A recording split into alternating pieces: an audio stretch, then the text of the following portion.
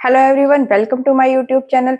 जैसा कि आप बोर्ड पे देख रहे हैं, आज हमारा टॉपिक ऑफ डिस्कशन है apparent wait of a man in elevator, या फिर हम कह सकते हैं लिफ्ट। मीन्स जब हम लिफ्ट में या फिर एलिवेटर में जाते हैं तो हमारे वजन पे क्या फर्क पड़ता है, हमें कैसा महसूस होता है कि हमारा वजन बढ़ गया है या फिर घट गया, उसी को आज हम समझेंगे। अगर आपको इस टॉपिक में जरा सा भी कंफ्यूजन है या फिर डाउट है तो वीडियो को एंड तक जरूर देखिएगा, आपके सारे डाउट क्लियर हो जाएंगे। तो चलिए इस वीडियो को शुरू करते हैं। इससे पहले देखिए कि रियल वेट और अपरेंट वेट में क्या डिफरेंस होता है, कि कब हम कहेंगे कि ये हमारा रियल वेट है और या फिर कब हम कहेंगे कि ये हमारा अपरेंट वेट है। रियल वेट क्या होता है? Actual weight of a man due to gravity. Means gravity के कारण जब जो ग्रेविटी हमारे ऊपर फोर्स लगाती है उसको हम डिनोट करते हैं m इंटू जी, हमारा मास और एक्सेलरेशन ड्यू टू ग्रेविटी। तो वो हमारा एक्चुअल वेट होगा। उसके बाद है apparent wait, wait of a man in different cases. Means जो हमारा वेट है अलग अलग केसेस में, या फिर हम कह सकते हैं कि जब हम किसी पूल में हैं या फिर हम एलिवेटर में हैं तो हमारा एक्चुअल वेट जो होगा हमें वो महसूस नहीं होगा, हमें कुछ अलग वेट महसूस होगा। जैसे कि अगर हम पानी में हैं तो पानी हमारे ऊपर एक फोर्स लगाएगा अपवर्ड डायरेक्शन में, जिसकी वजह से हमारा जो वेट होगा वो हमें थोड़ा कम महसूस होगा। और जब हम एलिवेटर में होंगे या फिर लिफ्ट में होंगे तो क्या होगा कि जब लिफ्ट ऊपर की तरफ जाएगी तो हमें भारीपन महसूस होगा, और जब लिफ्ट डाउनवर्ड डायरेक्शन में आएगी तो हमें हल्का महसूस होगा। तो इसी कॉन्सेप्ट को हम समझते हैं। उसके बाद ये है कि नॉर्मल रिएक्शन क्या होती है, कि जब हम किसी सरफेस पे खड़े होते हैं तो सरफेस जो हमारे ऊपर फोर्स लगाता है उसको हम नॉर्मल रिएक्शन बोलते हैं। अपवर्ड फोर्स ऑन ऑब्जेक्ट या फिर man by the surface of contact. जिस सरफेस के हम कॉन्टैक्ट में हैं वो हमारे ऊपर एक फोर्स लगाता है, उसी को हम नॉर्मल रिएक्शन बोलते हैं। तो अब हम आगे चलते हैं। यहाँ पे अब हमने अलग अलग केसेस कंसीडर किए हैं जिसमें हमने लिफ्ट ली है। पहले केस में लिफ्ट एट रेस्ट पे है, दूसरे केस में कांस्टेंट वेलोसिटी के साथ या तो अपवर्ड या फिर डाउनवर्ड डायरेक्शन में लिफ्ट मूव कर रही है। थर्ड केस में lift is moving up with constant acceleration के साथ वो अपवर्ड डायरेक्शन में मूव कर रही है। Lift moving down with constant acceleration, वो डाउनवर्ड डायरेक्शन में फोर्थ केस में हमने कंसीडर किया कि वो मूव कर रही है। अब हम देखेंगे कि जो मैन का अपैरेंट वेट होगा अलग अलग केसेस में वो क्या होगा। पहला केस कंसीडर करते हैं। मान लीजिए हमने सरफेस पे एक वेइंग मशीन रखी हुई है, यहाँ पे एक मैन है, तो जो इसका डाउनवर्ड डायरेक्शन में इसके ऊपर जो फोर्स लगेगा वो होगा mg, और जो ये सरफेस या फिर हम कह सकते हैं ये वेइंग मशीन इसके ऊपर फोर्स लगाएगी उसको हम बोलेंगे नॉर्मल रिएक्शन। ये सरफेस या फिर वेइंग मशीन अपवर्ड डायरेक्शन में हमारे ऊपर फोर्स लगा रही है जिससे हम एक सरफेस के ऊपर टिके हुए हैं। तो यहाँ पे देखिए, यहाँ पे लिफ्ट रेस्ट पे है, जब वो रेस्ट पे होगी तो ये दोनों फोर्स एक दूसरे को बैलेंस करेंगे और यही एक्चुअल वेट होगा मैन का, mg। ये हमारा एक्चुअल वेट आएगा।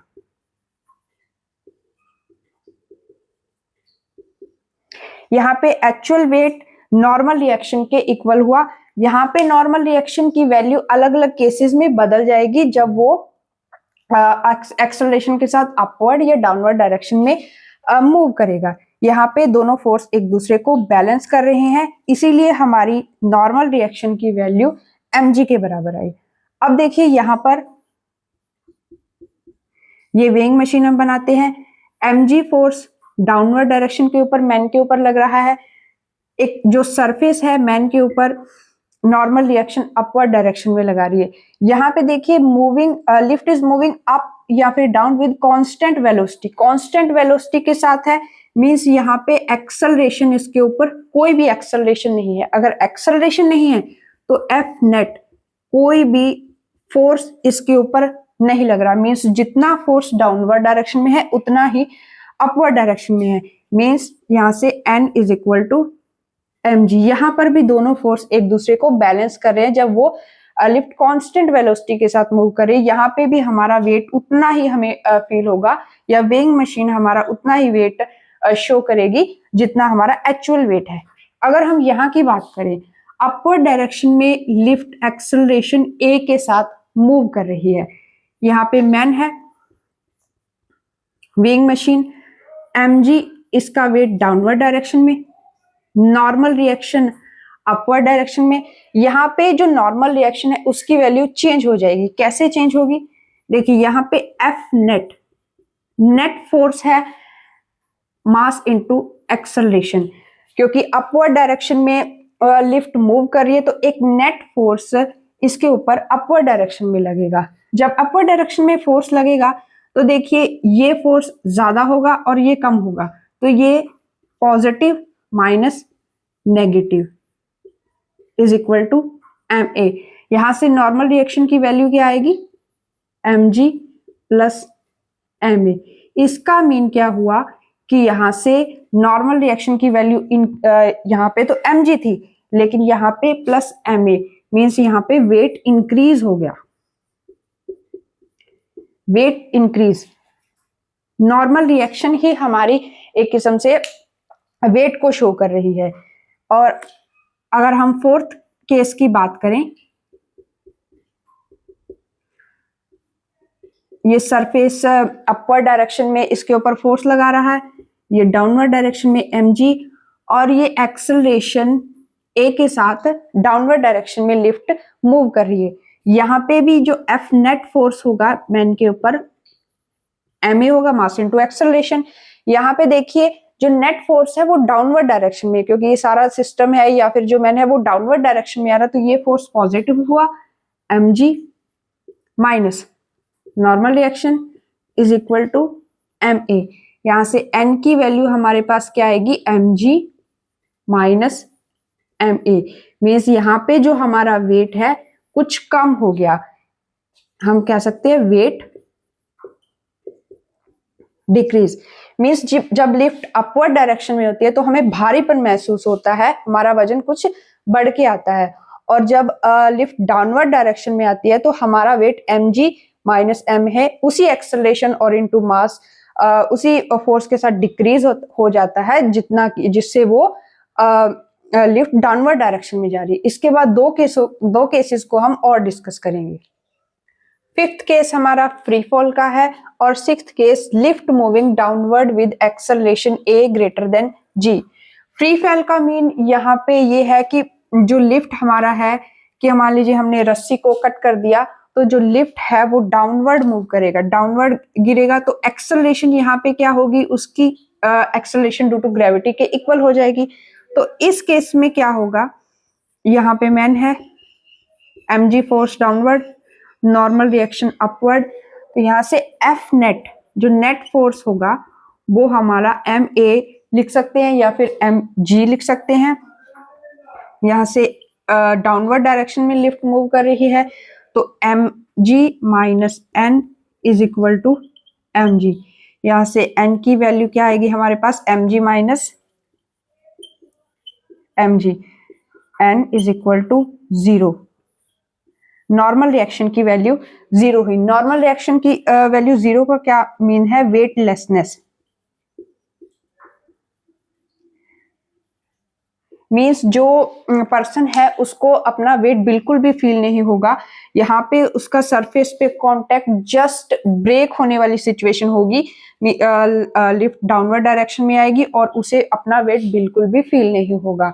इसके बाद जो केस है कि लिफ्ट एक्सेलरेशन a के साथ मूव कर रही है जो ग्रेटर देन है एक्सेलरेशन ड्यू टू ग्रेविटी, तो यहाँ पे downward force mg, upward force n, F net की वैल्यू यहाँ से क्या आएगी?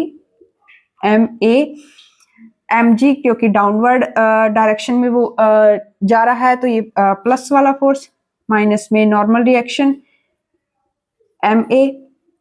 यहाँ से वैल्यू नॉर्मल रिएक्शन की हमारे पास क्या आएगी? mg minus ma is equal to n।